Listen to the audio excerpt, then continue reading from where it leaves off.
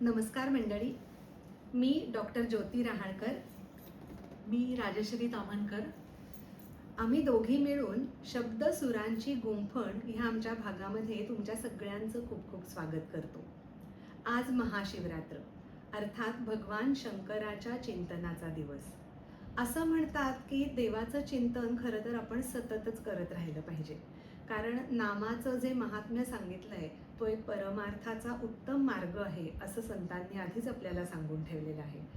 तर आजच केवळ महादेवाचं चिंतन करायचं हा हेतू न ठेवता आजपासून आपण त्याचा नेम करूयात असंही आपण आपल्या भविष्यामध्ये आपल्या स्वतःसाठी ठरवून घेऊ शकतो. तर शिवशंकर हे अत्यंत लाडकं दैवत आणि आपल्याला माहिती आहे की मंदिरामध्ये त्यांची मूर्ती फार क्वचित असते, पण शिवलिंग स्थापूनच आपण त्या मंदिरात जाऊन त्याची आराधना करतो. आणखीन सोमवार हा त्याचा अत्यंत आवडता दिवस, पांढरे कपडे त्याला आवडतात आणि तसा तो विरागीच म्हटला पाहिजे, म्हणजे संसारात न फार अडकणारा, न गुंतणारा, त्याच्या कामामध्ये सदा रत असणारा असा भगवान शंकर. त्याला भोळा सांब असंही म्हटलं जातं, कारण असं म्हणतात की तो लवकर प्रसन्न होतो. तो लवकर प्रसन्न कशासाठी बरं होत असेल?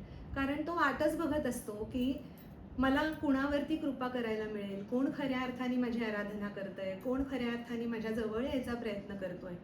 आणि म्हणून नुकतंच माझ्या ऐकण्यामध्ये एक असं आलं की शंकराकडे बघताना त्याचं रूप जे वर्णन केलंय ते त्रिनेत्र आणखीन पंचमुख असं म्हटलं जातं. तर आपल्याला तर माहिती आहे की शंकराचे 3 नेत्र आहेत आणि त्यातला तिसरा डोळा उघडला की काही खरं नाही आणि प्रलयाचा काळ आला अशी पण कथा आपल्याला ठाऊक आहे. पण त्याची जी 5 मुखं सांगितली आहेत त्याचं वर्णन ऐकण्यासारखं आहे, तर ते तुमच्याबरोबर मला शेअर करावंसं वाटतं. तर त्याचं जे पहिलं मुख आहे ते म्हणे सतत नामाचं चिंतन करत असतं, म्हणजे सतत नामस्मरणामध्ये ते व्यस्त असतं. त्याचं जे दुसरं मुख आहे ते प्रभूच्या महतीच्या कथा सांगत असतं आणि त्याच्यामुळे सतत काहीतरी देवाबद्दल, काहीतरी आपल्या वैश्विक शक्तीबद्दल आपण कथा सांगाव्यात, त्याच्याबद्दलच चर्चा करावी असा संदेश ते आपल्याला देतं. त्याचं तिसरं मुख जे आहे ते हलाहल पितं, म्हणजे आपण अनुभवतो की आपल्याबद्दल आपल्यामागे खूप लोक वाईट बोलतात, वाईट वागतात. आपण चांगलं वागून सुद्धा ते आपल्याशी वाईट वागतात. मग अशा वेळेला वाटतं की असं का बरं ते करतात?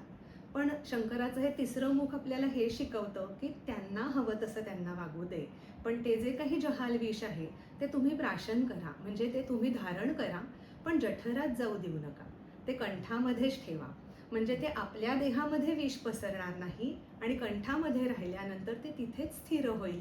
म्हणजे आपल्या मागे आपली लोक काय बोलतात हे आपण तिथपर्यंतच ठेवायचं, ना हृदयापर्यंत न्यायचं, ना जठरापर्यंत न्यायचं, ना त्यातून व्यक्तही व्हायचं. हे तिसरं मुख बहुतेक आपल्याला सांगतं. चौथं मुख त्याचं जे आहे ना ते सदा हसत असतं, हसरं मुख असं त्याला म्हणतात.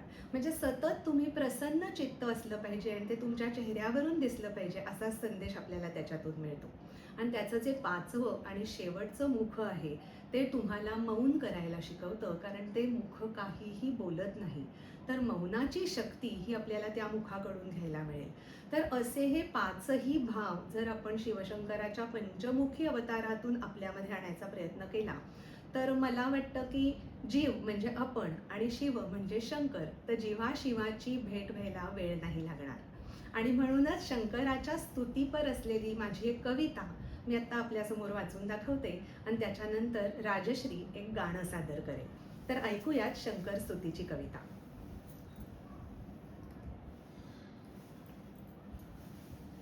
शंकर शंकर एक असा तू, शिवलिंगाने प्रसिद्ध असशी.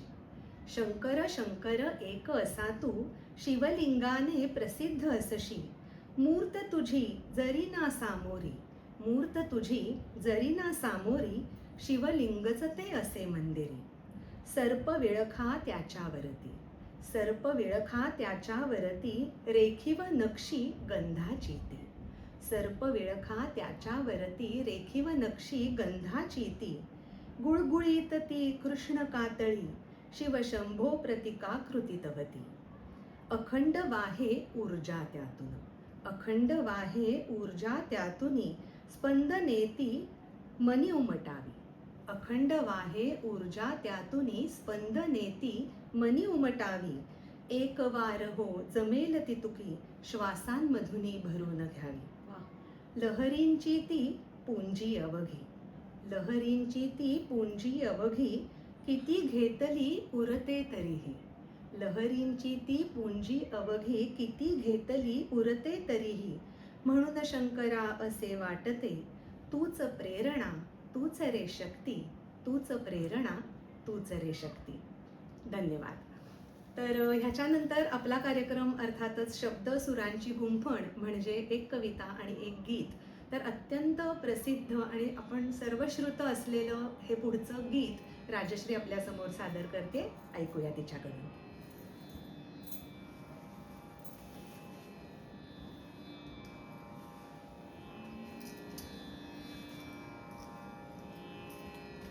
शंभो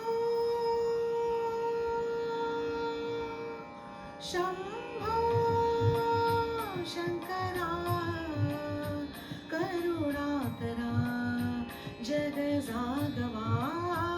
शंभो शंकरा करुणा करा जग जागवा. शंभो सांब सदाशिव हे त्रिपुरारी. शंभो हे भवतारक दुःख निवारी. शंभो अंधार हा लोपवा, द्यावा प्रकाश नवा. अंधार हा लोपवा, द्यावा प्रकाश नवा. चराचर उजळाया चैतन्याची ज्योत चेतवा. हे शिवा शंभो शंकरा करुणा करा जग जागवा. शंभो संमाजिनी अंगणी, पाढावली बोधने. संमार्जिनी अंगणी, पाढावली बोधने. आसावला समंत अमृताने चिंब नाहवा.